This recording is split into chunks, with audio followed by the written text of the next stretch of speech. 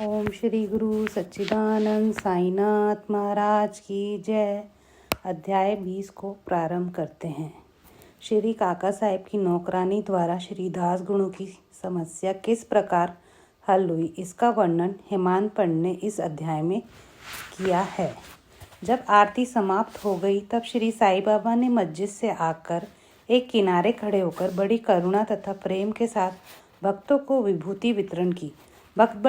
भक्तगण भी उनके समक्ष खड़े होकर उनकी ओर निहार कर चरण छूते और विभूति वितरण का आनंद लेते थे। बाबा दोनों हाथ से भक्तों को उदी देते थे और अपने हाथ से उनके मस्तक पर उदी का टीका लगाते थे। बाबा के हृदय में भक्तों के प्रति असीम प्रेम था। वह भक्तों को प्रेम से संबोधित करते, ओ भाऊ, अब जाओ भोजन करो, अन्ना तुम भी अपने घर जाओ, बापू तू भी जा और भोजन कर। इस प्रकार वे प्रत्येक भक्त से संभाषण करते और उनके घर लौटाया करते थे। आहा, क्या दिन थे वह जो अस्त हुए तो ऐसे कि फिर इस जीवन में कभी ना मिले। यदि तुम कल्पना करो तो अभी भी उस आनंद का अनुभव कर सकते हो।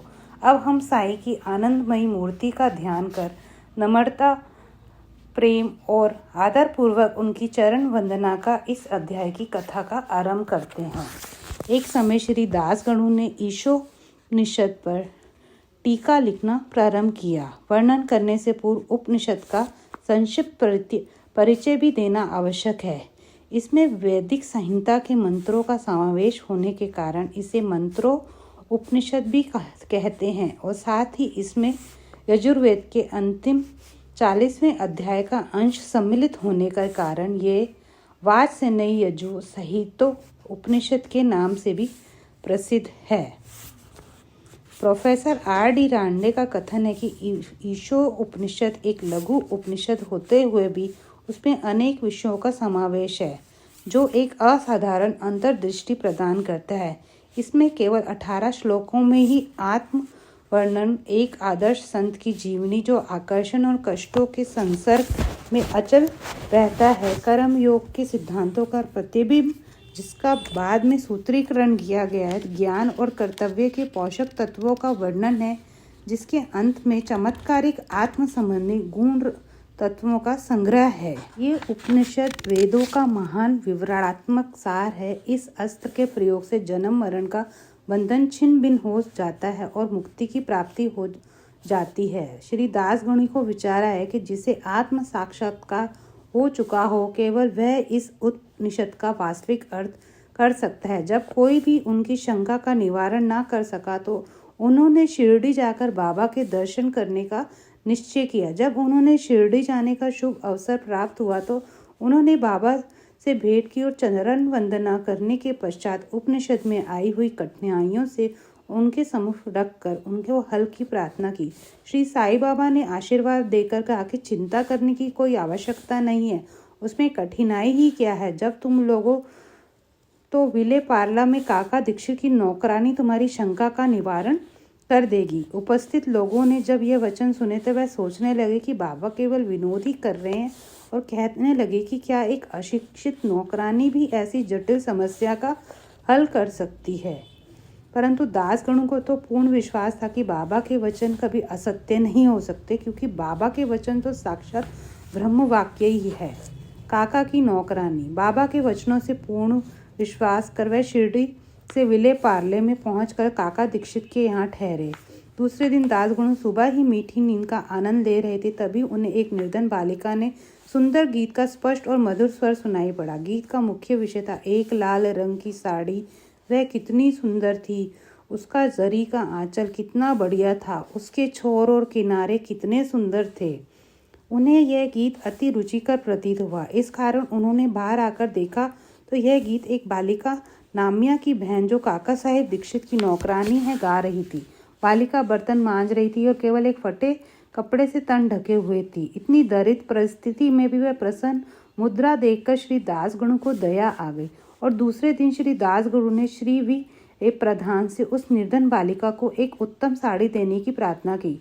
जब राव बहादुर MP वी प्रधान ने उस बालिका को आकर्षक साड़ी दी तब वह एक क्षुधा पीड़ित व्यक्ति को जैसे भाग्यवश मधुर भोजन प्राप्त होने पर प्रसन्नता होती है, वैसे ही उसकी प्रसन्नता का पारावार न रहा।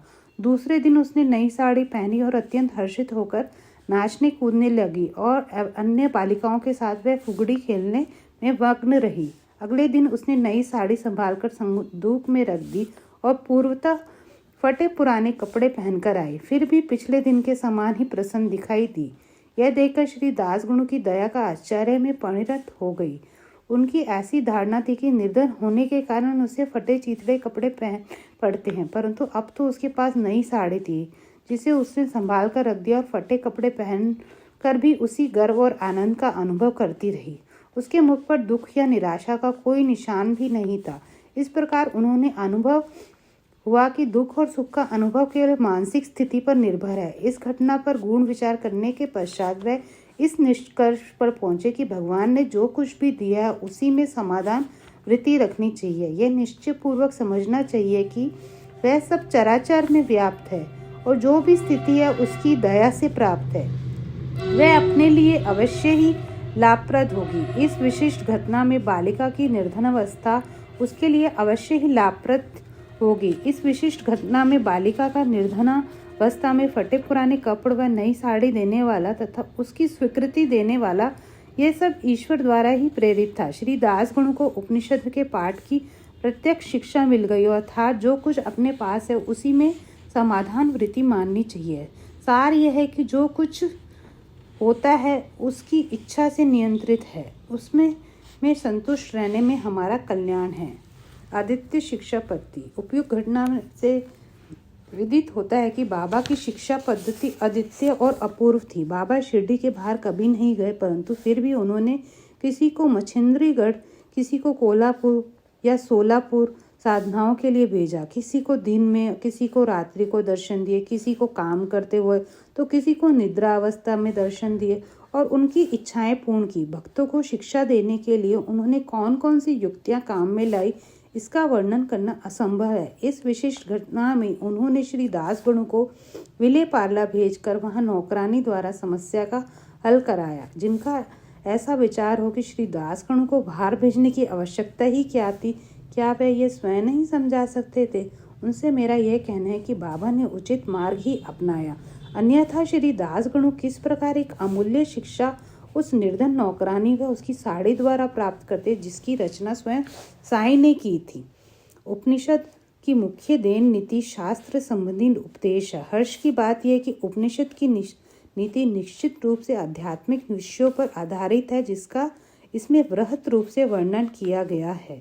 उपनिषद का प्रारंभ ही यही से होता है और समस्त वस्तुएं ईश्वर से ओतप्रोत है। ये आत्मविषयक स्थिति का भी एक सिद्धांत है। जो नीति संबंधी उपदेश उसमें ग्रहण करने योग्य है, यह तो कुछ ईश कृपा से प्राप्त है, उसमें ही आनंद मानना चाहिए, दृढ़ भावना रखनी चाहिए। ईश्वर ही सर्वशक्तिमान है, इसलिए जो कुछ उसने दिया है वही हमारे लिए उपयुक्त है। यह भी इसमें प्राकृतिक रूप से वर्णन है कि पराये धन की तृष्णा की प्रवृत्ति को रोकना चाहिए।